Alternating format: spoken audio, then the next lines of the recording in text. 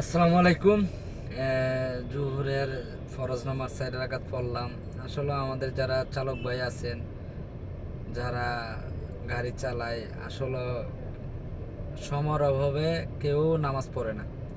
তো নামাজ পড়বেন যারা আছেন, যারা গাড়ি চালান, যারা আমার চালক ভাইরা আছেন, অবশ্যই 5 ওয়াক্ত নামাজ পড়ার জন্য চেষ্টা করবেন। আর আমরা তো কপাল খারাপ ড্রাইভার, কিছু করার নাই। আমরা টাইম টাইম টাইম টাইম কোনো কিছু ঠিক নাই। গাড়িতে বসে থাকতে হয়, কোনো সময় গাড়ি থেকে অন্য জায়গায় গেলে তখনই মালিক নামে বসে থাকে, চিল্লাপাল্লা করে।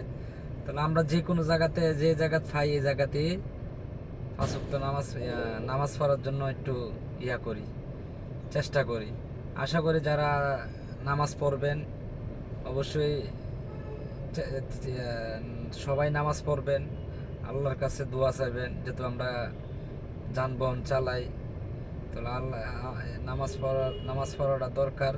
তো এটাই একটা মেসেজ দেওয়া সবার উপলক্ষে যে নামাজ কালাম পড়বেন যে কোনো জায়গাতে, উজু করে মাত্র, এটা গাড়ি হোক বা মসজিদ হোক বা যে কোনো সুযোগ পান ওই জায়গাতে নামাজটা পড়ার জন্য চেষ্টা করবেন। এখন আমি আগ্রাবাদ আছি, এখন যে কোনো সময় আমার মালিকে বাড়িতে পারে।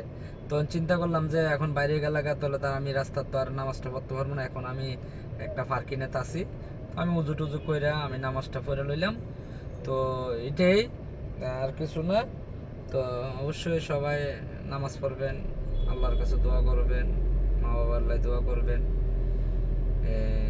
আত্মীয় স্বজনরা দোয়া করবেন, যারা ছেলে মেয়ে আছে সবার জন্য দোয়া করবেন, যারা মুরব্বী মারা গেছে এই জন্য তো দোয়া করবেন। এটা যারা মারা গেছে দাদা দাদি নানা জানি, তো সবার উপলক্ষে দোয়া করা দরকার।